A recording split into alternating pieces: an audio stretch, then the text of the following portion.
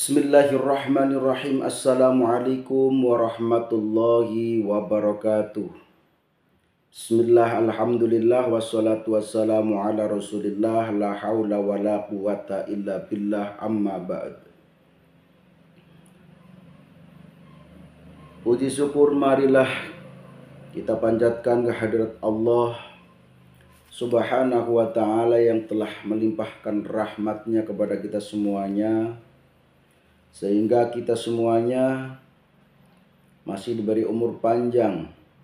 Mudah-mudahan umurnya berkah, manfaat, amin ya rabbal alamin. Shalawat serta salam Allah mudah-mudahan tercurahkan kepada beliau junjungan kita Nabi Agung Muhammad Sallallahu Alaihi Wasallam, salah satu nabi yang kita nantikan syafaatnya di hari kiamat nanti. Mudah-mudahan kita semuanya termasuk golongan umat Nabi Muhammad yang akan disyafaati, amin ya rabbal alamin. Saudara-saudaraku, seperti biasa kita pembahasannya adalah seputar Satrio Piningit.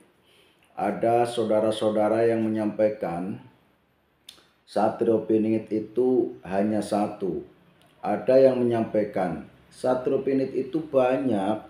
Ada yang menyampaikan Satrio Piningit itu hanya 3. Lalu yang benar yang mana? Tergantung versi pembahasannya, saudaraku ya. Tergantung versi pembahasannya dan tergantung pemahaman yang diambil dari keterangan-keterangan yang sudah didapat, atau dari literasi, atau dari pendengaran, atau dari keterangan orang-orang, atau dari kebatinan, seperti itu. Jadi kalau masalah Satrio Piningit itu sebetulnya tergantung pemahaman, tergantung pembahasannya mau membahas apa, jalur mana, versi apa, seperti itu ya. Kalau kita berbicara Satrio Piningit itu tidak hanya satu, itu pun benar. Kalau kita berbicara Satrio Piningit itu hanya satu, itu juga benar, saudaraku, karena tergantung versinya. Ada yang membahas Satrio Piningit itu cuma 3, saudaraku. Nah, itu ya juga benar. Lalu yang salah mana? Tidak ada yang salah. Makanya silahkan pahami keterangan-keterangan orang lain ya, diterima dengan baik. Masalah tidak cocok, ya keterangan itu tidak usah dipakai, kan seperti itu. Karena mau di model apapun, yang namanya pendapat pasti berbeda-beda, dan tidak mungkin semua orang akan cocok dengan keterangan orang lain. Jadi ada yang cocok, ada yang tidak, itu sudah pasti. Mau itu keterangan benar ataupun salah, pasti ada pro dan kontra. Nah, kalau kita pembahasannya Sangkinasih Satrio Piningit atau membahas tentang akhir zaman, yang mana kita harus lebih berhati-hati di zaman sekarang, hidup yang sudah mulai di puncaknya akhir zaman ya. Jadi kalau akhir zaman kan sudah sejak dulu itu sudah akhir zaman. Nah, kemudian ada pertengahan, dan ini sekarang sudah mulai memuncak akhir zamannya, sehingga nampaklah kemaksiatan merajalela, nampaklah kerusakan di muka bumi ini sangat banyak sekali, mulai dari kerusakan moral manusia, kerusakan alam, dan lain sebagainya. Ini sudah nampak begitu banyak, saudaraku. Belum juga di situ banyaknya musibah-musibah, yang mana musibah itu kita di dalam memahaminya itu bisa jadi musibah itu sebuah teguran, bisa jadi musibah itu sebuah siksaan, bisa jadi musibah itu sebuah peringatan, seperti itu, saudaraku. Namun apapun musibah itu, baik itu untuk teguran, siksaan, dan lain sebagainya, semuanya yang lebih tahu adalah Allah. Kita hanya mengkira-kira dan kita hanya harus bersabar ya. Bersabarlah. Sabar itu bagaimana sih? Sabar itu ya kita latihan sering melatih kesadaran, seperti itu ya. Nah, saudaraku, kalau kita membahas bahwa Satrio Piningit itu banyak, maka kalau saya lebih cocoknya pembahasan ini adalah Satrio Piningit yang mana masuk kategorinya jiwa satria, jiwa pemimpin. Dan semua orang tentu pasti ada jiwa pemimpin. Cuman hanya titik jiwa pemimpin itu dikembangkan apa tidak, atau dipingit seperti itu ya. Jadi kalau tadi bilang Satrio Piningit itu banyak, maka saya lebih cocoknya di jiwa seperti itu ya, jiwa satria. Yang semuanya punya jiwa satria, hanya saja ada yang terpingit atau dipingit seperti itu. Kenapa dipingit? Bisa jadi ada hal lain, atau kalau terpingit bisa jadi yang memingit adalah penyakit, atau ya penyakit hati seperti itu. Kotoran hati di sini maksud saya ya sifat-sifat seperti iri, dengki, ujub, ria, terus sombong dan lain sebagainya.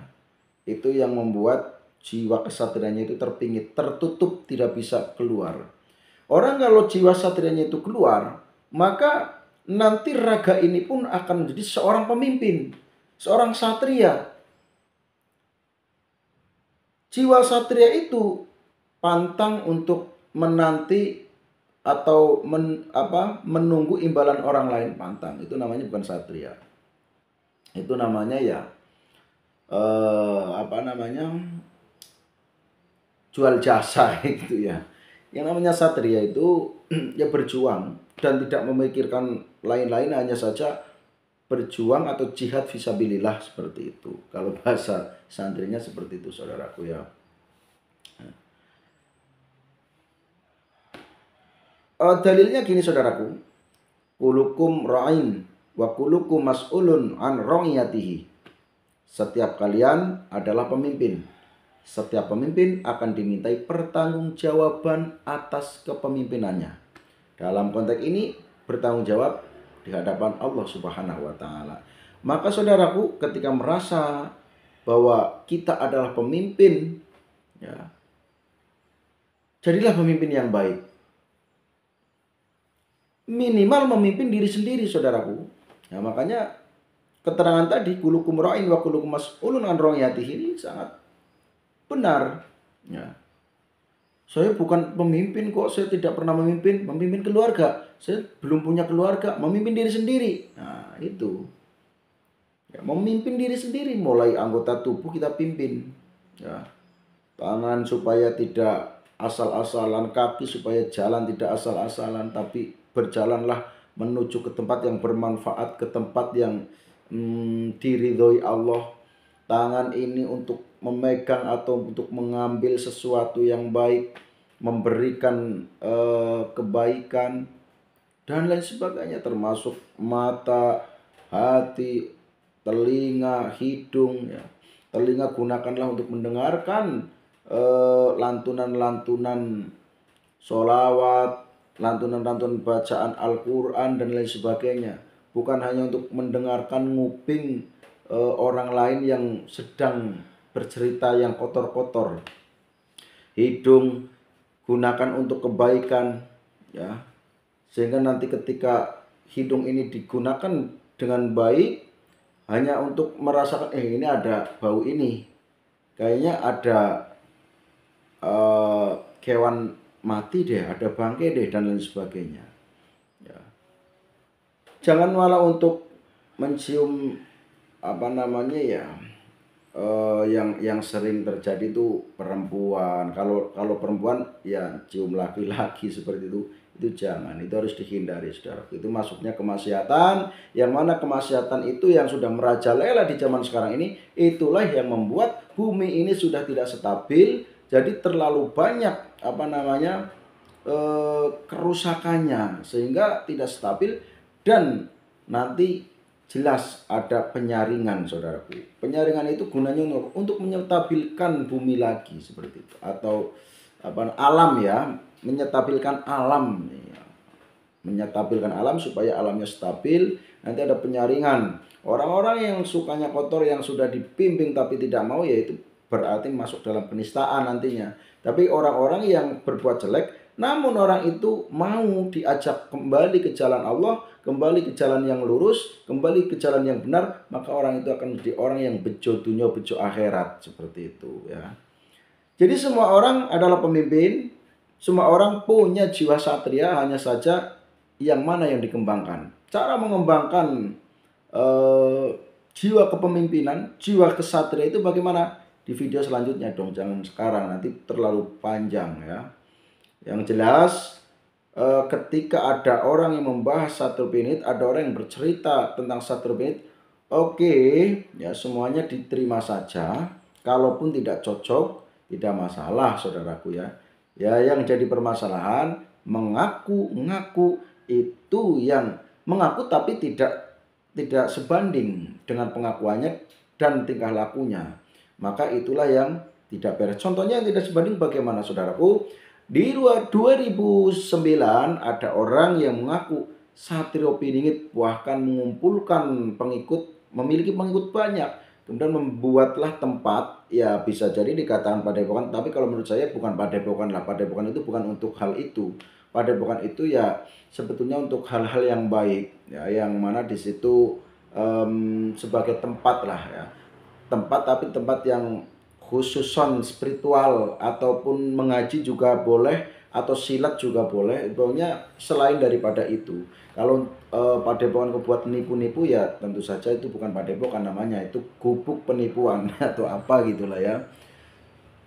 Nah di 2009 ya, bisa cek lagi lah untuk di media sosial, jejak rekamnya kan masih ada.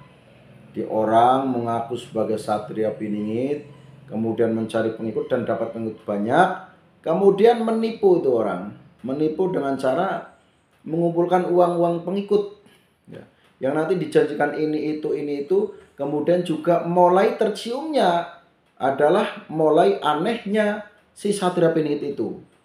Jadi Satria Piningit itu yang mengaku Satria Piningit, maksudnya bukan Satria Piningit yang asli. Yang mengaku sebagai Satria Piningit itu mulai apa namanya ya, mencegah orang-orang yang mau beribadah. Tidak boleh sholat, tidak boleh pergi ke pengajian, tidak boleh ikut sosial. Itu mulai aneh. Kenapa aneh? Kenapa tidak boleh seperti itu? Tidak boleh ikut pengajian, tidak boleh ikut ngaji, tidak boleh ikut sholat. Itu kenapa? Karena nanti orang itu jadi imannya terus kebal, akhirnya tidak suka dengan dan tidak percaya dengan Satrio Piningit palsu ini.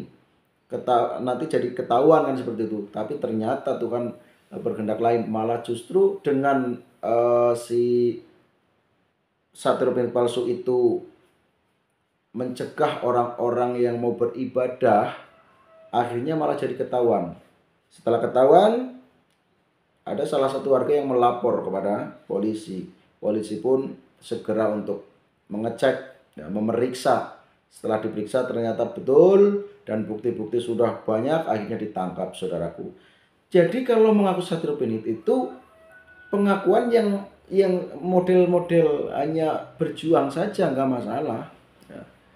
Sudah mengaku saya Satrio Piningitnya, saya lahir tahun ini, bulan ini, saya di badan ada lafaz Allah, di badan ada tompel, dan ini itu tidak penting saudaraku. Yang paling penting adalah kalau Anda Satrio Piningit, tak usah disampaikan, karena orang yang tidak percaya mau disampaikan model apa nggak akan percaya. Nggak usah disampaikan, tapi buktikan dengan perjuangannya, karena info yang beredar ke seluruh orang-orang yang selalu menanti sang kinasih Satrio Piningit ini, sosok Satrio Piningit adalah seorang pejuang yang akan membawa zaman apa ini namanya, zaman kala bentu menuju zaman keemasan atau zaman kala suba seperti itu, atau merubah zaman Sengoro yang menjadi zaman beja seperti itu ya saudaraku ya. Ya bahasa enaknya seperti itulah. Nah, jadi kenapa saya ketika membahas Satrul Bait selalu menyampaikan hal ini? Lah kalau Anda kini membahas atau mengupas tentang Satrul Piningit ya, yang mana biasanya komenannya kan eling lan waspodo harus begini-begini. Tapi ketika ada orang yang mau berbuat kezoliman, dibiarkan. Yang nanti zolim itu mendapat siksa, kita yang tahu itu juga mendapat siksa. Seperti itu. Kenapa? Ada orang yang salah jalan, kok nggak dibetulkan, nggak diluruskan, kan seperti itu. Nah, jadi sepakat kalau Satrio Piningit itu ada lah, bawahnya ada ya. Terus nggak usah tanya bentuk sebetulnya sih ya. Iya, apalagi kalau kita berbicara versi kebatinan, versi jiwa, ya pokoknya jiwa satria gitu loh. Jadi di dalam diri kita ini ada eh, cahaya satria gitu loh. Ya, satria Piningit yang bisa jadi nanti muncul ketika memang bisa membuka, ketika memang bisa membuat stimulus supaya Satrio Piningit itu keluar. Stimulusnya bagaimana? Ya stimulusnya ya sering ya memunculkan empati ya. Ketika ada orang, kita rasa iba, kita betul-betul bisa merasakan orang yang dihina, orang yang dicaci maki, orang yang dizolimi, rasanya bagaimana, sehingga nanti kita akan bisa merasakan orang itu, oh berarti sakitnya bukan main. Jadi saya jangan sampai berbuat zolim seperti dia, seperti itu. Jadi ilmu rasa itu sangat penting bagi manusia, saudaraku. Tidak hanya ilmu agama saja, tidak hanya ilmu umum saja, tidak hanya ilmu atau kepandaian saja. Tapi ilmu rasa sangat penting dimiliki. Karena kalau orang yang tidak punya ilmu rasa, sepinter apapun, nanti mudah terjebak dengan rayuan-rayuan setan. Sehingga orang pintar itu gampang mencemooh, menjelek-jelekan orang lain. Banyak sekarang. Kalau saya harus boleh menyebut ya, tak sebut semuanya. Iya, tersebut ada seorang buya yang di situ menyampaikan kebaikan dan itu betul. Referensinya juga betul, cuman embel-embelnya nanti juga membenci orang ujung-ujungnya. Itu yang saya tidak sepakat. Kalau kasih ilmu, kasihlah, sudah titik. Jangan diembel-embeli orang yang seperti ini. Itu adalah orang dukun. Orang yang mengikut setan. Orang itu adalah orang yang otaknya kumprung. Orang yang akan sadar nanti tertutup lagi. Gini amat hidup, males hidup gitu. Atau gini amat agama. Nah, malah jadi gak sadar, malah jadi tambah ruwet. Jadi kalau menyampaikan ilmu, sampaikan. Bukan dengan menjelek-jelekan. Banyak saudaraku yang katanya buya, yang katanya kiai, yang katanya ustadz, yang katanya guru, yang katanya orang biasa, yang katanya indigo, yang katanya dukun, yang katanya pokoknya semua yang hal-hal seperti itu pasti ada, maka perlu diwaspadai. Nah, untuk menyikapi hal ini, yang namanya manusia kan memang harus saling berbagi pengalaman supaya oh gini ya, oh ada yang kayak ini juga ya.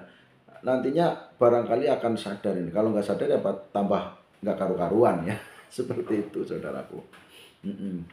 Jadi kalau urusan pinter, ya itu bagus kalau digunakan untuk kebenaran, kebaikan. Tapi sayangnya banyak sekali pinter minteri wong ya. Pinter keblinger itu. Seperti itu saudaraku. Dan kita nggak usah berbicara, iya itu memang kebanyakan orang pinter gini, kiai gini, ustadz gini. Nggak usah itu, semuanya orang. Ya ada orang pinter, orang bodoh ya malah tambah sudah bodoh, tukang nipu, terus berbuat zolim, malah lebih nggak karu-karuan ini. Nggak pernah nanam kebaikan, miskin misalnya ya kan. Misal, itu kan sudah tambah nggak karuan. Kalau kita masuk kategori orang yang kurang ya atau miskin lah bahasa kasarnya, itu tidak akan menjadi sebuah karena itu bukan hal yang dipandang Allah pertama itu bukan. Tapi iman takwanya, mau miskin mau kaya, kalau takwa imannya bagus, ya tentu saja suka berbuat baik karena eh, Allah itu baik dan Allah menerima orang yang baik. Hanya mau menerima orang yang baik. Kalau tidak baik ya nanti diterima tapi ditempatkan yang lain. Ya, kalau yang baik tempatkan di surga, kalau yang tidak baik tempatkan neraka. Seperti itu. Sebetulnya seperti itu inti daripada tujuan akhir manusia ya. Maka peribadahan misalnya sholat itu wajib, namun tidak hanya sholat saja. Kalau sholatnya sudah bagus ya, tapi ada hal-hal yang juga bisa membuat runtuhnya pahala sholat, ya tentu saja hanya sholatnya hanya menggugurkan kewajiban saja, tapi tidak mendapatkan pahala yang akhirnya tidak ada imbalan nanti masuk surga seperti itu ya. Kemudian kalau orang-orang yang mungkin makomnya sudah tinggi, tapi itu apa memang makomnya sudah tinggi atau cuman gayanya tinggi, nggak paham ya, yang biasanya sering sekali menyampaikan hal ini. Ya misalnya kita berbicara surga neraka seperti itu ya. Surga itu sholat itu tidak bisa masuk surga gini gitu kan. Tapi kan saudaraku, itu hal yang wajib, itu jangan sampai keterangannya itu diolak-alik. Sampaikan tentang kewajibannya itu sangat wajib, namun tidak hanya sholat saja ya, karena ada hal yang bisa meruntuhkan pahala sholat. Wong sholat kok nyari pahala, sholat kok nyari ini, sholat itu ya lillahi ta'ala, ada yang itu ya kan. Mau lillahi ta'ala ataupun apalah bahasa lainnya, yang jelas pasti di dalam hati orang yang lillahi ta'ala itu masuk surga. Berarti tujuan akhir tetap surga. Hanya perjalanannya dan dalam angan-angannya yang berbeda saudaraku. Jadi kita jangan mudah menyalahkan orang lain untuk hal peribadahan ya. Itu ranah Allah, ranah sang penciptanya untuk masalah ya paling kita bisa membahas istilahnya ya saudaraku. Ya pokoknya ketika ciri-ciri lah ya, ciri-ciri misalnya gini, orang sombong sebetulnya, misalnya sombong itu di dalam hati, itu sebetulnya yang lebih tahu adalah dirinya dan Allah, bahkan malah dirinya itu tidak tahu karena rasanya gak sombong kan gitu. Namun orang sombong walaupun itu yang lebih tahu adalah Allah, karena sombong itu pusatnya di hati, tapi biasanya memancarkan cahaya ya, yang keluar cahaya kesombongannya itu nanti pasti bisa dipahami. Oh orangnya kok gini ya, angkuh ya kan gitu. Intinya orang itu tidak nyaman ketika didekati. Jadi misal ada orang sombong, saya dekat dengan orang sombong itu rasanya nggak nyaman, nggak tenang, terus nggak enak lah pokoknya, seperti itu saudaraku.